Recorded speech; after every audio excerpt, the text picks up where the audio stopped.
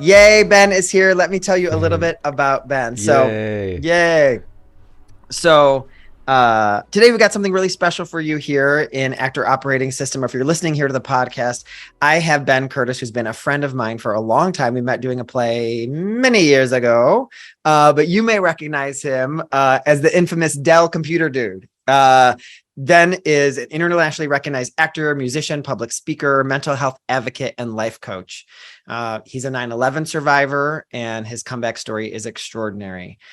He's been featured in People Magazine, The Tonight Show, NBC, Reuters, Good Morning America, and more. And he travels the world teaching tools for self-care, compassion, healing, and freedom. And this is reading straight from his bio. And what I need you to hear from me is Ben is a light in this world. And when you hear this out of my mouth, it can feel like, how can that be true? And it is such truth. It feels good to speak it out loud. I just want to say that it feels really, I feel very certain when I say these words about Ben. I want to share a little bit more about him before we jump in. So even out of his commitment to wellness, Dell Technologies brought him back 20 years later as a spokesperson and as a brand ambassador. And when he isn't teaching or leading or speaking on his podcast, Dude, You're Getting Well, you can catch Ben as a guest star on maybe one of your favorite TV shows or even at a music festival, rocking out with his wife, Casey Fireman, and their award-winning indie folk band, Dirty Maid. And Ben, can we hear this on Spotify? Are y'all out there? Can we listen to you somewhere? Oh, yeah. We have two albums out there already. Right. We're about to release a brand new one called Weight of the World, which is super fun and wild. It's just like our pandemic journey through music. So I want to welcome you to the podcast and to the Actor Operating System to start this conversation today. And thanks for being here. I want to start just by saying that. Thank you. And thank you for that beautiful introduction. And for everyone who's a part of this, whether past, present, or future, your energy really is a contribution. And it's such a gift to be here, Brian. Thank you for saying that. So we're here today to talk about the upside of stress. So the first time I heard this, I said, piss off, go away. How dare you? How dare you? How dare you? So can you walk me in through a little bit of what this means? Teach us, oh master, how we can turn this thing and I said to you before we started today, I need this now more than ever. Mm-hmm. Full disclosure, y'all, it's a really busy week over here at Team BKP. We got a lot of fun stuff brewing. And sometimes when we have a lot of fun stuff brewing, that means Brian I think of myself as a cash register for decisions because we're like, Brian, what about this? What about this? I'm like, yes, that's, yeah, or an ATM. And it steals energy from my mitochondria. And that's one of the ways that I think I experience my stress is like a breathlessness. So tell me, please, about this idea of the upside of stress. Well, we're going to get to dive deep into that in about 25 minutes. But before we do, I will tell you right now, and that really starts with how we think about stress. So when we talk about stress, I already heard you say it's this breathlessness and all of those things. So stress is actually a really important and normal part of life. And what we're going to be looking at later is our mindset and how we think about stress. And that statistically is shown to be the greatest impact, literally how we think about our own stress and perceive it. Because I don't know if have you heard of the word eustress before? No, tell us. So before I started researching stress, I'd never heard about this either. I actually was assigned to teach my first workshop on stress to this global company. It was no pressure. And I was looking this and one of the concepts that was brought to the table was eustress. And I was like, ooh, what is that? And the fact that none of us know about it is really interesting, but it's the positive side of stress. So we only know about negative stress, but eustress, EU stress, literally means positive stress. So it's European stress? Is this European stress? Yeah, that's what EU stress. Yeah, exactly. Yeah, so what would that be like if our stress had that mindset? So it's really about, if you think about all the important times in your life, the biggest moments in your life, when you got married, right? Were you stressed? I'm not married yet, but thank you. We have no dates set. When you got How dare engaged. you call me out in front of everyone? I am engaged, so full disclosure, we haven't set any dates, but yes. Okay. But I can imagine that. Yeah. I can imagine that stress for sure. Yeah. The day of, or what's the most stressful event you've ever had in your life, Brian, or one that comes to mind? I think when you say the most stressful, I think what comes to mind, because I think there's a lot of feelings that go on. But Yeah. but like in this particular, like when my father died, I was having Mm. to deliver a eulogy. Right. Mm. So there was a whole bunch of like, I want to honor him. I want to honor the people who are here. I want to make sure I'm saying the right words. And the stress level was Mm. hot. Like, yeah, I'm interested. I want Yeah. to hear what you do with that. Yeah. Well, you had energy, so there's actually something positive in that. I'm sure in hindsight, when you reflect on that moment, when you reflect on his service, what are the feelings you associate with that in hindsight? Yeah. I mean, I think that I really was proud of how I showed up. Hmm. Really, I think that the stress helped me say, like, I remember scrapping a version of eulogy, like, this is not the right one. Like, and like it, um, it reminds me, like, as I think about it now, the experience that I would imagine a runner has of like, Yeah. that was not my best run. Let me do it again. And like, it's like a good, it's like a good pressure. I can't put my finger Yeah. on it as much, which is why I'm Yeah. glad you're helping me here. But like, yeah, there's like a good pressure to get it right isn't the right language I would use, but like to do better, to want to show up the way that I want to show up. Yeah, and there's something inside of you. Your nervous system is actually helping you do that. That fight or flight, the what's the five F's? But there's an E. I say fight, fight, flight, fright, freeze, appease. Whoa, say that again if you And can. there's someone said fawn too. That's another one. So I'll write them in too. So fight, Mhm. flight. So um, fright. Fight, flight, fright. Fawn is the version of appease, Freeze. and Yeah. freeze. Got it. Got it. Um, so our nervous systems, instinctually, a lot of things are going on for us to protect us and or help carry you through. So you, I'm sure, and was I mean, it seems silly to ask, but was grief present during that time for you? I'll say yes, but a responsibility was bigger in this moment. Yeah. We had the funeral at our Yes. home. Like that was very Mm. like I need to be a host kind of was Yeah. bigger than the grief. I think grief came for me a little bit later, but that was the first piece was I need to show up. And thank you for being so vulnerable and honest about this experience, because I'm sure even just talking about it can come with its feelings now. I didn't But know we were going to go here. yeah, well, I didn't either, but I appreciate it. And it's a great example because as we grow older, we're all going to lose people, especially those close to us. It's a beautiful part of life. Things are dying right now outside, the trees are changing, all of that's happening. So I think it's important that we're talking about it. We're in a new moon also, so we're coming from nothing. But what you're pointing at is in those times, and we're going into a darker time, right? So it's okay to embrace and talk about these things. I think it's beautiful that you're talking about it. Um, in hindsight, you didn't shut down and just like lay in your bed and weren't able to get up, right? Something actually had you firing and showing up. So I would, in the sake of the argument or sort of the point of view we have from this conversation is that could be your eustress. That could literally be this the I'm just blanking. I wanted to say serotonin, the cortisol firing, right? The things that your adrenaline, right? Just helping you Yeah. get through, helping you survive, helping you actually keep certain emotions at bay. So when also scientifically, when you're in fight or flight, you're really so there's the amygdala, which has all the some of that stuff going on, and then there's the other part, the hypothalamus, that has some decision making and the one that does like the creative thinking and the communication, that basically shuts off when you're in those things in order to help you just go. So that's why it can feel impulsive sometimes or really intense, or we may say or do things that we don't always mean right. If we don't have a healthy relationship with this experience or with our nervous system, right? Like PTSD is the same thing. It can fire even at times when it's not useful. So consider that it was useful to help you deliver this eulogy. And in hindsight, it was, you really showed up. So no matter how stressful it might have been at the time, it actually carried you through. And that could be Yeah. an example of eustress. The way you say that, even I think if we're using those 5 different F words, like I feel like I was in fight mode, but not in fight like punch each other out fight mode, but fight mode and like let's tackle this. I don't know if that's the way a scientist would define my energy, but I think on the inside, it was like, I am in fight mode now. I'm like I'm staying in good fighting shape almost, might be another way to relate to it. Yeah. And And what you said about too, because you have energy, right? So your legs are like, you probably could have like run around a lot that day. Yeah. Right? I will say that, I remember like being on my feet the entire time. Cause like, get the house ready, get the yard ready, and then the moment I like sat down for a second was when other emotions started to come up even. So that's a really interesting way to think about it.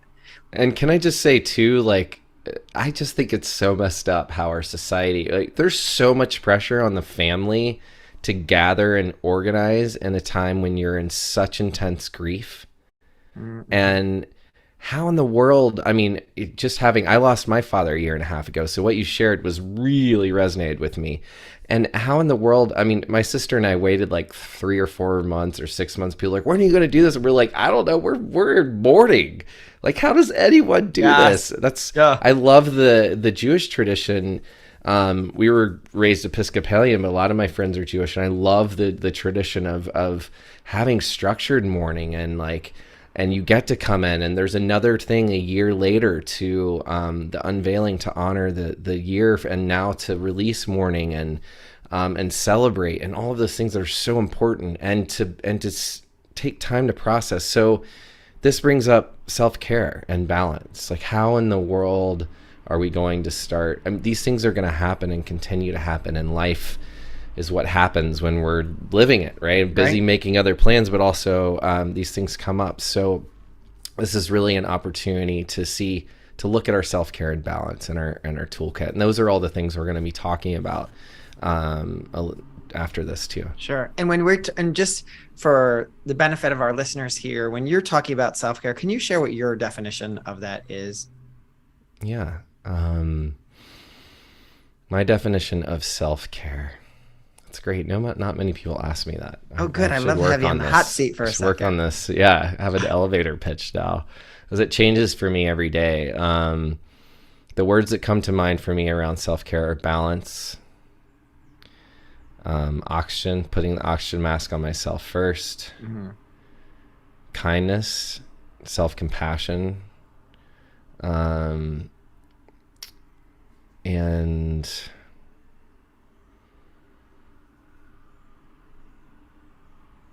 being present, and just I think of care like taking care of ourselves like we would an infant. And so when I think of self-care, I literally see those things, like, how am I talking to myself, feeding myself, bathing, exercising, moving. I look at, I love to approach it from the 4 pillars of wellness, which is movement and exercise, sleep, nutrition or diet, and then stillness or meditation. And whoa, so I don't think anyone thinks of stillness. I'm like, yes. Oh, stillness. Yeah. We're all like, check. Uh-oh. When do I do that? No, that's called sleep. What are you talking about? Stillness is just sleep. What do you mean? Right. Yeah. Can you talk a little more about that? Because that feels like so I see that rings for you. That I would say statistically of all the people I've worked with, that one tends to pop the most too. And what I really have people do is, as we're going through this, you can say, I'll put the 4 pillars in the chat too. Sorry, I just got sidetracked. What was your question again? Oh yeah. Okay. So I was talking. You weren't asking a question. I was talking on something. I had a point. So that was that in approaching the 4 pillars of wellness, I think it's good to grade ourselves, right? So we can talk about, like, so in movement or exercise, how would you grade yourself, Brian? Like, on a scale I'm really in the hot seat today. This is my podcast, bitch. On a scale from 1 to 10. On a scale of 1 to 10. Just no judgment. This is just today, okay? No, I give myself an A. I work out 4 days a week, and I go to the gym. The other day is total A. Yes. Okay. And then nutrition. How is that? I mean, I had some nice pasta last night, so I'm going to give myself a B for today. Okay. And it could be like overall, right? We're not even, this is not, I even stay away from, so I used to do the grading, and I said from 1 to 10, and you said A, right? So Oh, So, got it, got right, it. we want to look. I'm just reflecting that because it's so easy to judge ourselves. Like, oh my God, I had pasta. So I'm like, Right. like I can do a 1 to 10. So for fitness, pasta is also can be, I mean, have some nutritional value. It's totally. not nothing. Carbs can be useful in your Yes. life For sometimes. my what I'm working toward, because I kind of have a goal Yeah. around this, right? Yeah. Is So let's I just would say say like that. that I give myself if we're gonna use a 1 to 10, I'll give a 10 on the movement, and I will give myself like a cool 7 on the food for today. For Great. today. Great. Yeah. And then what about sleep? I have a little thing I wear on my wrist that tells me how well I sleep, Yeah. and I'm really in a pendulum space where I'm either like having Mm. great sleep or not great. I'm very rarely in the middle of the road, but last night I'll say it was a, I mean, I guess a 9. I could look at it. I don't have it on right now, but I think I had like Yeah. a 9 or a It 10. I sounds like felt it's last been night was going good well. You sleep. look Yeah. rested. Yeah. I You went have straight to energy bed last night. today. Yeah. I feel like the eustress pumping through you today. Like, I know you showed Right. up like, I'm stressed, but like, dude, you're full of energy. I'm like, wow, I wasn't that energetic. I I am mean, now but just by being in your Ben, presence. so Ben, this is interesting to think about. So for me, and I think anyone who's listening or any of the people who are here for the class we're going to have after this today, is This is like the I class before the class. This it's like is the class great. right. I love this. I am energized by being with people. It is a Mm, gift to me to be with you. It is a gift to me to know that after we record this episode, we're going to be with people having further conversation. I am an extrovert through and through. mm. So I'm wondering about that relation. I want to stay in the conversation around these 4 pillars, but I Yeah. want to Oh, just and check we're with you. still going to talk Yeah. about stillness Right. and Yeah, I'm trying to avoid it, right? But yeah. I'm wondering about that relationship to eustress of how you see either extroverts talk about this or different types of people relate to the idea of eustress. Have you seen any Oh experiences or yeah. Oh my stories that you can gosh, it's share? great. Oh, I love this because I used to be like, so I'm an actor. I'm an artist born and raised. My father was minister. I grew up on stage. I watched him on the pulpit. I was like, this makes sense. Our home was insane, and that was like someone had to be the comic relief. So entered me, and acting became a great way also to like get out of that and find myself and entertain. So the oh my god. Ask me the question I'm again. talking about the Oh relationship. yeah, thank you. Okay, Yeah, this yeah, is why I was talking about it. yeah. So the reason I mentioned that is because my mom was a teacher, my dad was a preacher and an artist, and my sister was a dancer. So I was like, I realized I learned that money was bad. I had a mindset about finances and abundance and things like that's bad. So I was all about creativity. So flash forward, why I'm telling you all this is that corporate life scared me. People who had corporate jobs scared me. People who had made lots of money scared me. And I have them in my family, but not as many. And then I went to a high school of like all that. Like Ted Turner went to my high school as this boarding school, and we had to wear a tie, and it was like, get me out of here. So of course I went to New York. I mean, it was incredible education, but I didn't relate. And so now, come full circle, I tried to get like as artistic as I could. And now I'm working with executives in global organizations on a daily basis. And I love it because I finally realized we're not actually that separate. Their jobs are really creative. And they're like, well, how do you guys do that? I mean, I don't know. We've survived. We're survivors, but learning to thrive is another thing. So for all the different mindsets and personalities, I mentioned that because now I get to work with, and I'm going to be leading a presentation with one of the organizations who I've worked with called Golden, and they're one of the people who rehired me years later after seeing what I was up to. And we work with corporate accounts all over the planet, and these are executives who are literally dealing with the same thing. And there's people at home, and what's cool about these is I get the tech guys are in these meetings sometimes, and a lot of them are working from home on their computers, even remotely in other countries. And then there's like the executives that are there, and some of them are in the room together, and there's people spread out. So there's a lot of different mindsets in the room, but ultimately what I'm finding is we're all dealing with stress, especially if we are, I think coming out of the pandemic, dealing with survival, right? Dealing with self-care, mental health, physical health. We're learning to balance our energy differently. Our whole lives have changed. We're actually statistically working longer hours than ever.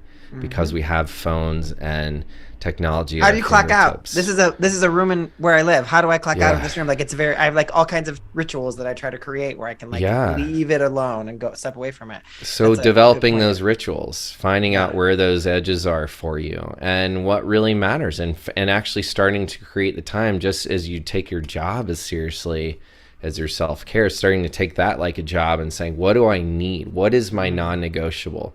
Right? So the different personalities, how they deal with that, they don't love it, but they love the idea of eustress, right? Because, oh man, I can use this to go, go, go, go, go. This is how my best friend always, like, he loves that. That's his favorite energy. He lives in New York City and he's like, I love it. Let's go, let's go. Right. Yeah, yeah. He loves it. He came here to visit me in Rhinebeck. I'm in the Hudson Valley, 2 hours outside of. This was a gift from the universe, by the way, because I used to be that way too. I did not slow down. I didn't know how.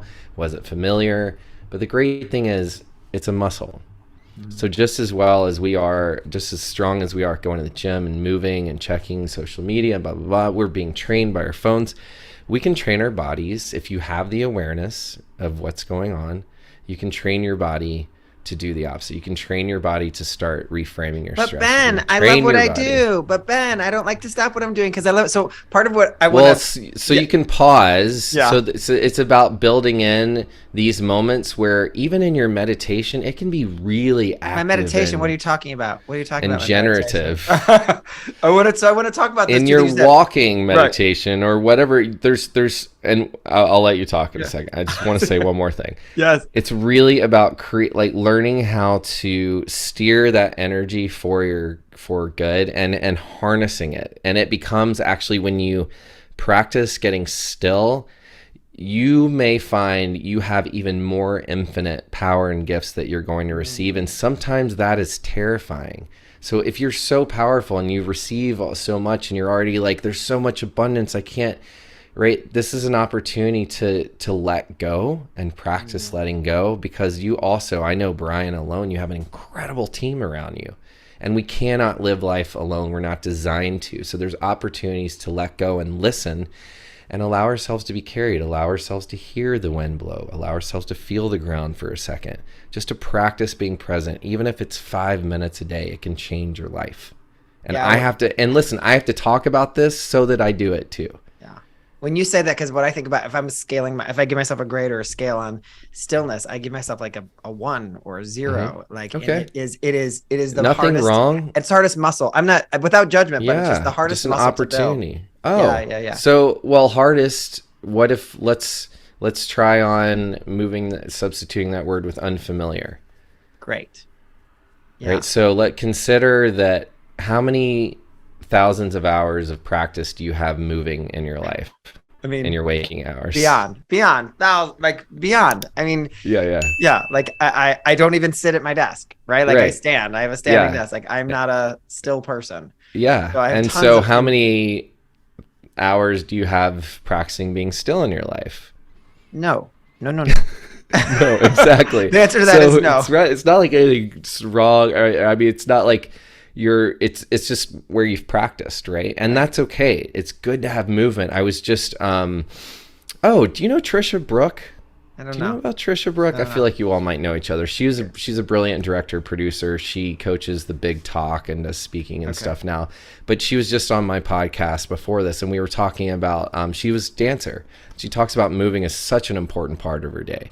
Okay. But you can get in touch with your inner dancer sometimes if you get still for a moment. There is some light in you, Brian, that is still like waiting to just, right? And it's in those moments that we get quiet, or that your stress can let go, right? You may be attached and pre-programmed to be stressed. Like that may be the most familiar way of operating. So this way of letting go of that or being still for a second could occur as terrifying or unsafe.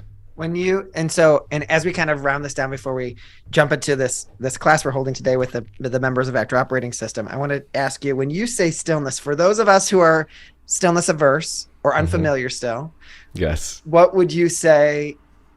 I hate to use this word, but qualifies as stillness, or what's a good way to define stillness? These are great terms. Yes. Yeah. How would you define stillness, Brian? Well, the way that I went, so first of all, I was like, you can't count when you're sitting writing your book as stillness because it actually probably is not doing something. Is that right? Should it be not doing something? Well, what do you think? I mean, if there's no shoulds, right? This is actually pretty subjective. I mean, we Well, then can I'll be look like, at stillness like, is working. I can be like, stillness is not. No, yeah. okay. So, I think, to me, I think that if I was going to say, what kind of stillness does my body need? If I ask that question Yeah. of my body, if I Yeah. really listen, it it is like no phone time. It might even be walking by myself. It doesn't have Mm-hmm. to necessarily be that my body is still, but there is a stillness of thought almost, right? Mm-hmm. There is not a figure out what you need to buy at the grocery store. What are you doing later? Or I remember literally yesterday, no, it was yesterday or today. I was in the shower and my brain was going a million miles an hour. I don't know if anybody else is shower thinkers, Oh but my like, gosh. and I'm like brushing my teeth. Yes. I brush my teeth in the shower. And so I'm like, and I go, whoa, let's have a holy toothbrushing experience. That's what I said to Yeah. myself, like in my brain. I was like, That's what great. if you only brush your teeth right now? And I remember there was an acting teacher I had a million years ago who said, Meisner is playing one action at a time. Go home and take a shower and only wash your hair. Just wash your hair while you wash your hair. Do nothing else. And that really stayed with me. And Hmm. that to me is a little bit of the stillness was, what if I just be here while I brush my teeth? And Yeah. but what I think is so, what I'm taking away from what we're having the conversation today is there's more nurturance for me in that besides the Hmm. 2 minutes that I brush my teeth, right? For there is Yeah. like, what would it be like? So if the practice was spend a little more time in stillness, what that might have for me. Yeah. And That we would be don't know that what would be we the don't growth for me. know.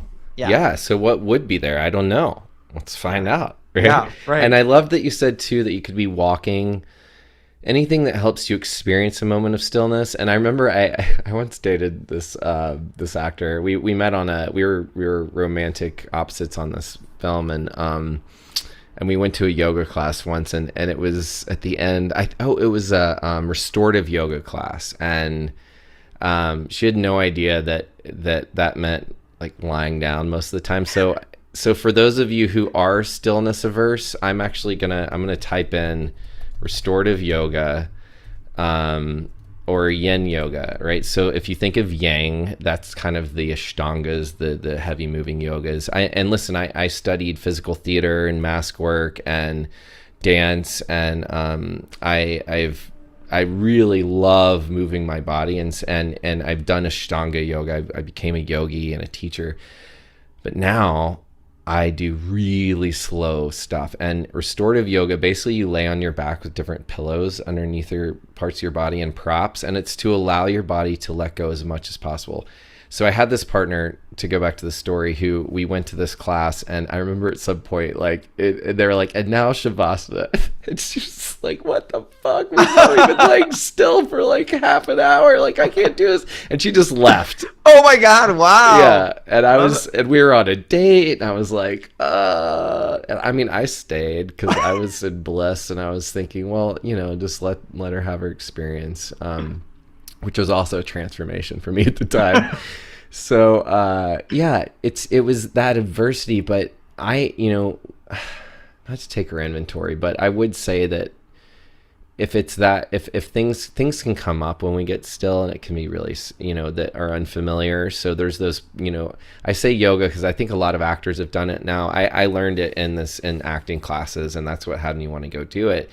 But it was, there's poses we hold, and we can, and moving our body even, or stretching, can allow us to release feelings. And so sometimes just being still can really do that. But these are two types of yoga that are moving, but they're also about taking long moments of meditation and really nurturing environment. So you can have the music and the teacher and the smell. Well, also and there's the some structure sounds, to your stillness that does it, because I think a lot of people can, like myself. it's going to end. Yeah, yes, You're going to go yes. at this time, and then you can stop, and then you Right. can go be as wild and free as you want, right? Right. Yeah. And so I love to practice that. And as I've gotten out of New York City, and I'm in the Hudson Valley, it's either like tons of noise or none at all here, because we live by these fairgrounds. But the stillness that I now experience, my nervous system has never been happier. I just I don't wake up with anxiety anymore. And what I realized is the anxiety I was waking up with was actually eustress. It was energy. I was experiencing the energy of New York City and all around.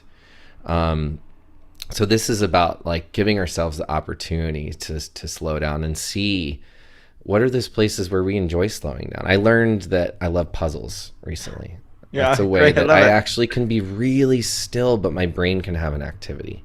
And it's Totally. so meditative for me. Yeah, yeah, yeah. So those kind of things. That's great. And one of And the we'll things that talk about it more in the class right as coming we up. get to right, and so I want to thank you for like already feeling like my mind is blown and ready to like start talking about this more. And I know we'll get into the class, but for all my listeners out there who are tuning into this podcast, hopefully you've started to see what Ben offers and also what these 4 pillars can offer us that Ben talked about, right? And how, for me, I'll say, you heard stillness is my most often neglected, or the one I want to step more into. And so if there's one takeaway from today, I think it's just the gift of grabbing that piece. There's plenty of takeaways, but one you can take from this today is to grab which one might want a little more energy or you're out of practice with. I think that's a special way to start that. And I want to thank you, Ben, so much for joining us for the podcast. Where can people who are listening tune in or check you out or follow more stuff you've got going on? Yeah, the easiest thing is my Instagram, Ben Curtis Official, and then also and it's all my bio's in there. You can book calls with me. You can ask me questions. You can see all the awesome, fun retreats. You can listen to my band. Find your And podcast, also, I'm assuming. Right? yeah, Right. yeah, and the podcast. And I have as far as self-care goes, I'm leading a 21-day integrity tune-up workshop for 21 minutes a day. And if you're not there live, it's going to be recorded. It starts November 1st, which is next week, because we're moving into the new moon of Scorpio. I'm leading it with this amazing, fabulous healer called the Provocative Intuitive, Daniel Tuttle. And we are going to be 21 days, talking about 21 days of integrity in your life with self and relationship and others. And that part of that is self-care.